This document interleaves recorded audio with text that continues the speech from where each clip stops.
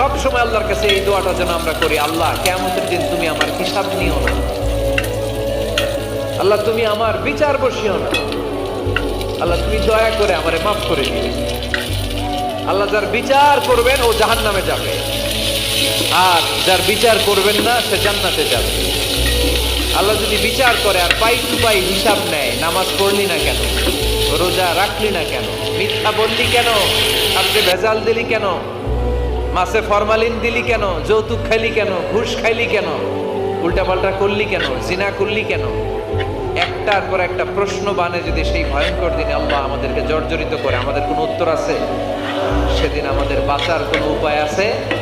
তাই আমরা সবাই আল্লাহর কাছে দোয়া করবো, আল্লাহ কোনো বিচার টিচার মানি না, কোনো বিচার করতে পারবো না, দয়া করবা। কথা কয় না? কি করবে?